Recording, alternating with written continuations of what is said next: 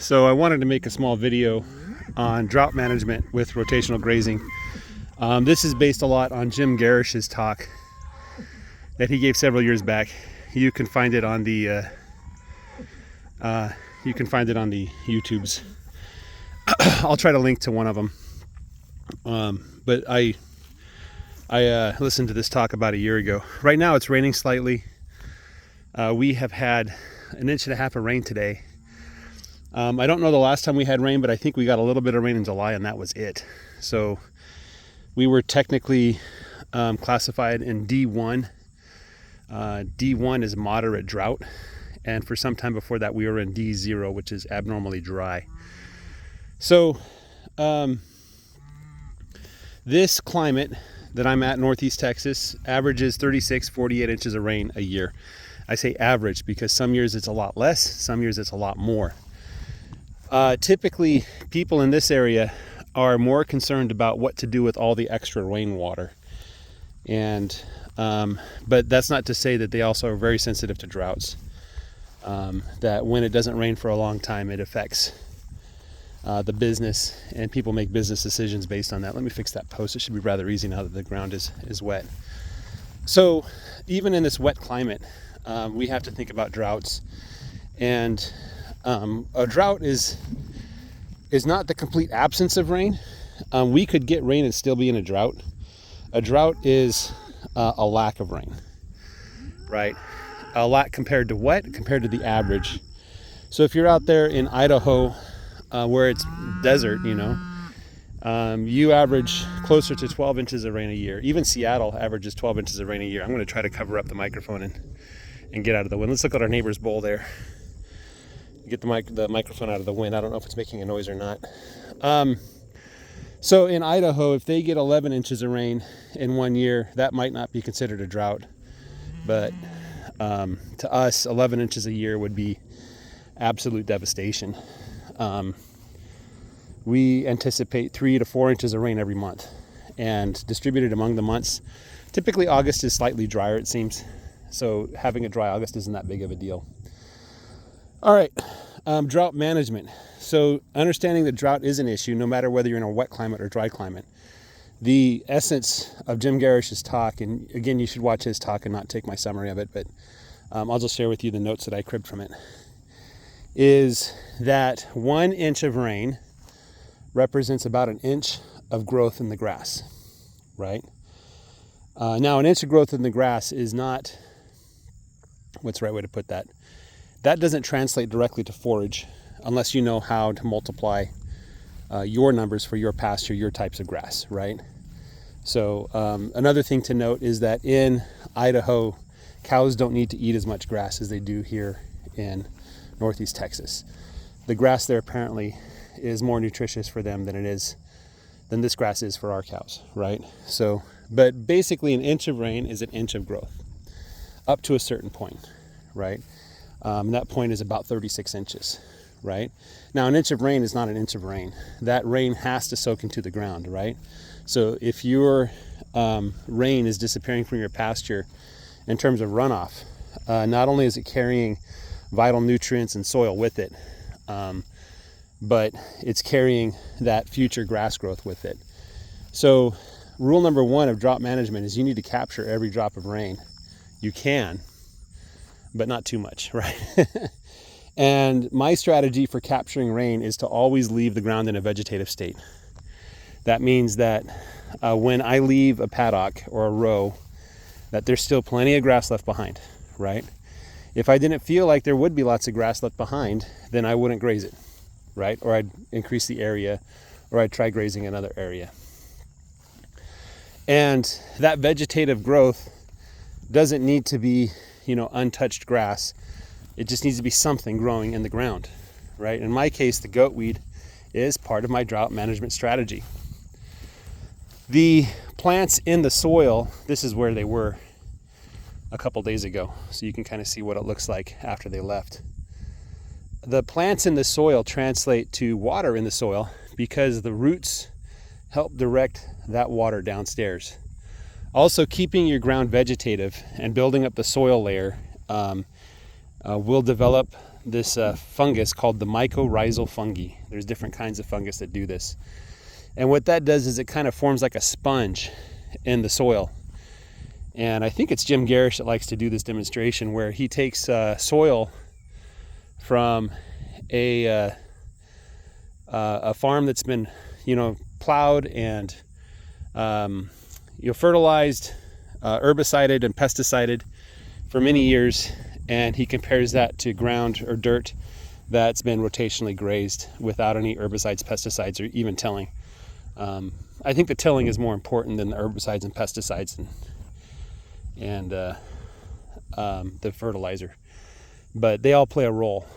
And the ground that has not been tilled and not been spread with chemicals will readily absorb water and direct it downstairs to such a rapid extent that it's kind of ridiculous. Like if we were to get a deluge, just a downpouring of massive amounts of rain, like let's say we got 5 or 6 inches in a day, which happens around here sometimes, and the soil were completely dry, the mycorrhizal fungi should direct all of that rain underneath into the soil, right? And so part of the drought management technique is to maintain that vegetative state of the ground to improve the soil and direct the water downstairs, right? That's really critical that you capture that water, okay? If you're overgrazing, and overgrazing is a very subjective term, it seems, but for me, I've defined it as leaving the cows on a piece of ground for more than 3 days so they go back and graze the new growth, or taking more than one bite of the grass is overgrazing to me, or coming back before the grass is ready to be grazed again, and that's a very subjective term too.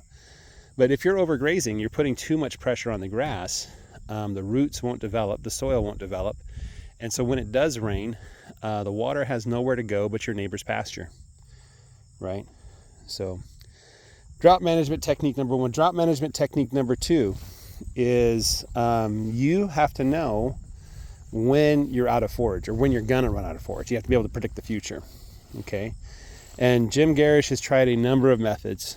The method that he finds the most consistent is just using your eye, right? And we can talk about animal units, or we can talk about, the grass, different kinds of grasses, but really what you do is you look at the grass and you look at your animals and you ask yourself, did they eat too much or too little, and how much are they going to eat over the next month, 3 months, 6 months, right? So for me, like every time I move them out of a row, I say, did they eat too much or too little? Well, the last row they ate too little. So I could have stayed there a little longer and made the row a little shallower. But that tells me that my rate of rotation, 200 feet every week, is a little bit too fast. I could slow it down a little bit if I really wanted to. I don't want to though. And so I can look at the pasture that I'm going to be into in the next couple weeks, and down there in the north of the pasture, let me point towards the north, where they're going to be in about 2.5 weeks or 2 weeks or 1.5 or something like that. And I can figure out, like, is this the same amount of grass? Is it more grass? Is it less grass? And so I have a pretty good picture on how long my animals can go without any more grass growing, right? Just taking the grass that's already in the pasture right now. How long can they go? Okay. And that's a skill that you just develop by practice. You look at the ground after the cows leave and say, did they eat too much or too little? And you adjust accordingly. And then you use those measurements in your eye to figure out what you're going to have in the future. I could use a grazing stick. A grazing stick has marks. I could use a yardstick just to measure the height of the grass. But to me, those are not as valuable, and it really doesn't tell the whole story. And there's really no scientific way that's consistent to measure the amount of forage you have, right? And one of the problems is there's different types of forage, different types of grasses, and they have different levels of nutrition for the cows, right? So the cows have to, do their job in figuring out what they're going to eat. Okay, so you have to know how much ground you have left, how much acreage you have, and plan accordingly. Okay, let's say I do a calculation here in this second week of September, and I find out that I am going to be out of grass in 6 weeks or 2 months. Okay, that there's going to be no grass left, right? So the answer is you have to sell the animals. You have to sell the animals when you run out of grass, right? It doesn't matter whether you're in a drought or not, right?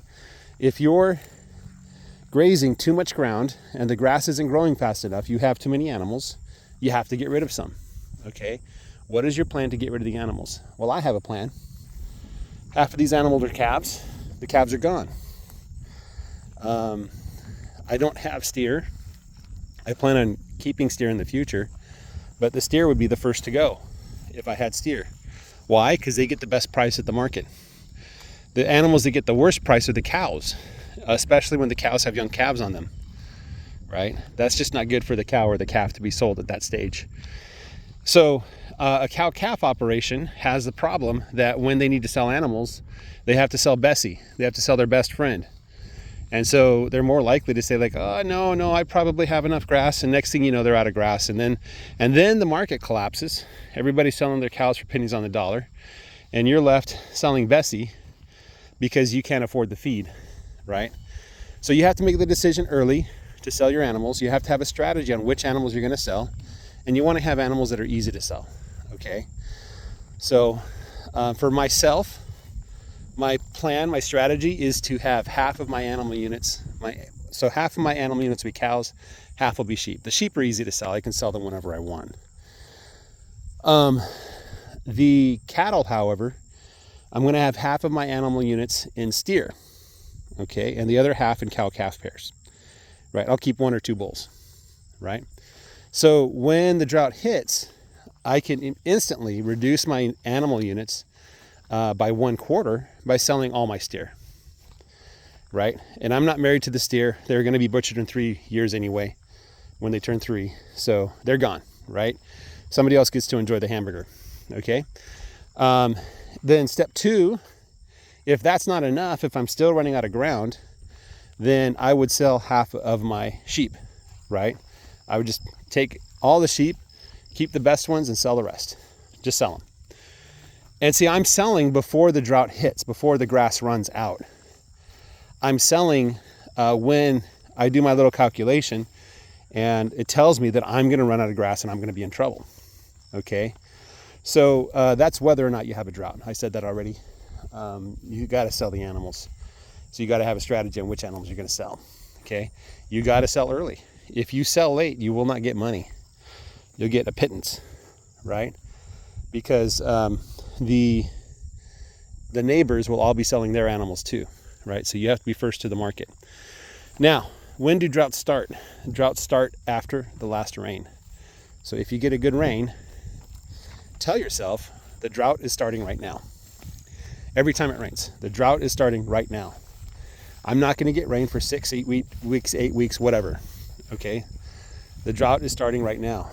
And so that's how you got to think all the time, is that you're always in a drought. You know, you're in the beginnings of a drought before people realize it's a drought, right? Now you measure your rainfall. So I got 1.5 inches of rain. That's 1.5 inches of grass growth. You anticipate that that's going to translate to grass growth. In this case, because I'm fairly certain that the ground absorbed all of that rain. None of it went into my neighbor's pasture or to the stream. So you anticipate that I'm going to get an extra 1.5 inches of growth. And so I know that I'm fairly certain that by the time they come back here, there's going to be a lot of grass. It's going to look really nice, and there's going to be more than enough forage. So in my case, I'm trying to expand my herds and my flocks because I have plenty of land, plenty of grass, and I'm not going to run out anytime soon. Okay, so that's kind of drought management, the very basics. Go watch Jim Garish's talks about it. Number 1, keep your ground in a vegetative state to develop the soil so that when it does rain, your soil soaks up all that rain. Number 2, you got to measure how much it rains. Factor that kind of into your formula for how much grass you're going to have in the future, and make accurate predictions through practice, right? Keep experimenting, write things down, go back and review stuff, and just learn by vision and by measuring yourself how things are going to happen. Hello, duckies. I don't have food on me right now, but I'll give you some later. And the third step is to sell early. right? The minute you realize you're going to run out of grass, that's when you start loading your trailer. So you have a strategy for which animals you're going to sell first. And you pull the trigger quickly. You don't hesitate. The minute you realize you're going to run out of forage in 6 weeks, in 8 weeks, in 12 weeks even, the minute you realize you're out of forage in the future, that's when you sell the animals. So you're going to go to the sale barn. Everybody else will still be buying animals, not realizing that unless they get a really nice rain very soon, they're going to be overstocked. And they're going to have a problem because they're going to hit the drought conditions earlier. Meanwhile, you will have the right number of animal units on your farm. You won't have to buy any feed. You won't have to buy extra hay. You will be set up for the rest of the year, not worrying at all whether it rains or not, because you know that even if it doesn't rain, you're going to still have plenty of forage. So guys, that's my notes. I'll try to link to the video below.